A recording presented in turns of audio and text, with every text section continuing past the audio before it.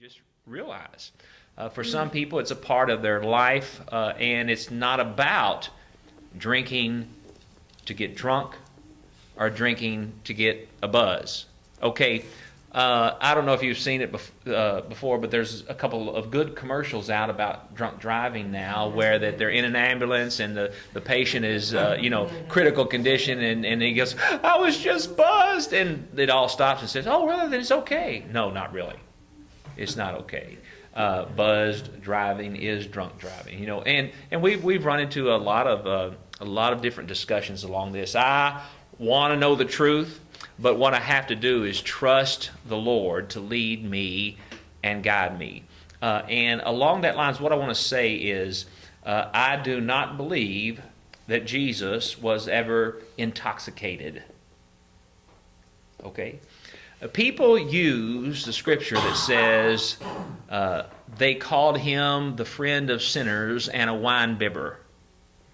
Okay, they use that to say, well, see, Jesus drank wine. And I'm not saying that Jesus didn't drink wine. What I'm saying is he knew what was too much or intoxicant wine, or if the wine had been left too long or had fermented too much. He knew the difference because he was not a sinful person. He wasn't a wino. Okay?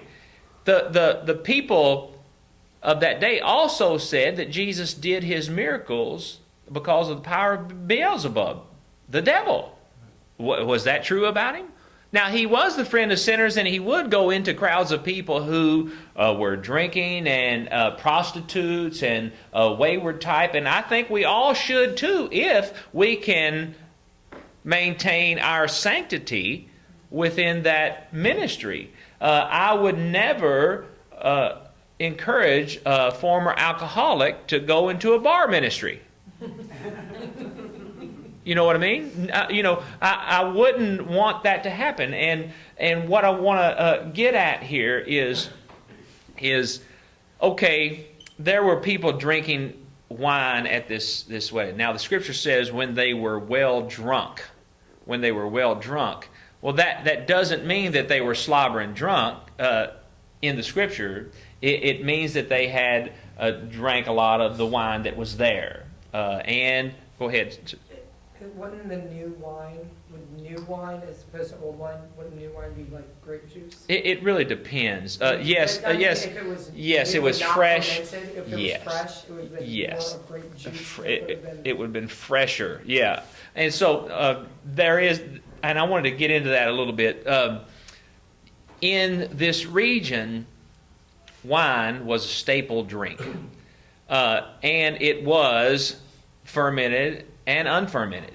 A Nazirite, someone who had taken a vow, was to not eat anything or drink anything of the vine.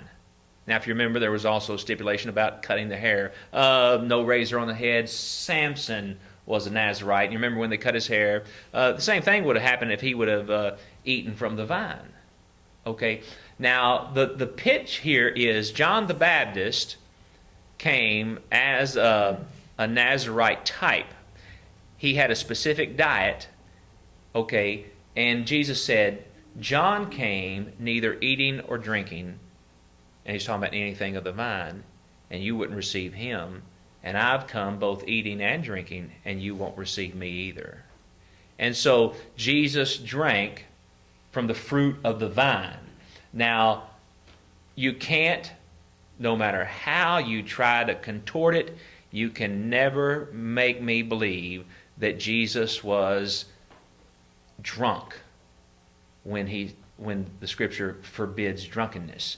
Jesus was the Word made flesh. He wouldn't tell someone to not drink. And then, now there are other scriptures that, lead us to believe that a little might be okay. And what I'm going to say here, I'm not going to hold any punches back.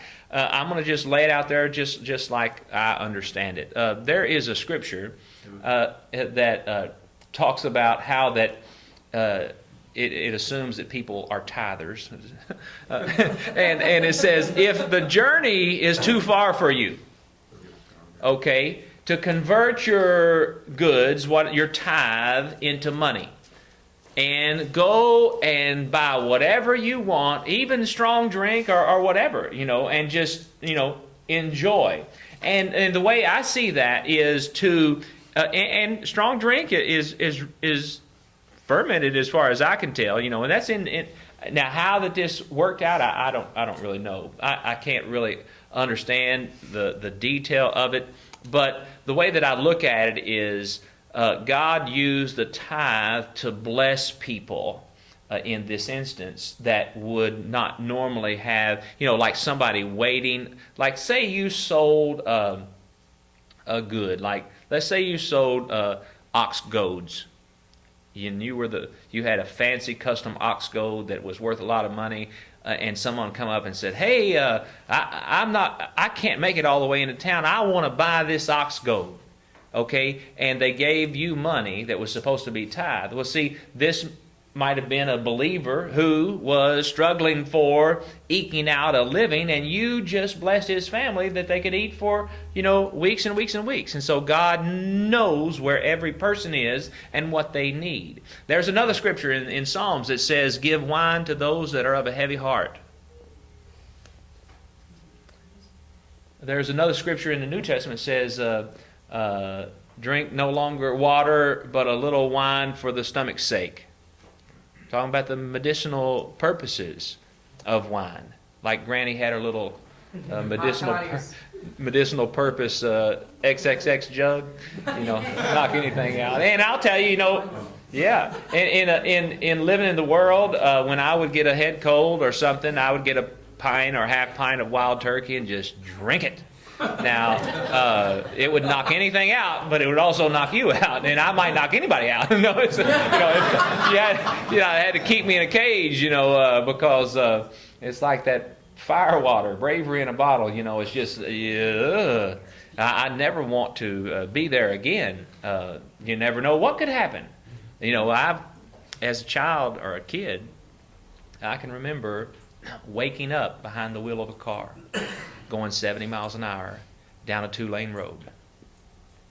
I can remember hitting guardrails and taking out the whole side of my car and driving home on 2 flat tires. I can remember, I'm telling you, waking up the next morning and regretting the night before. The people that were hurt, the people, it's, the throwing up alone, the throwing up alone, kneeling and hugging a porcelain pony is not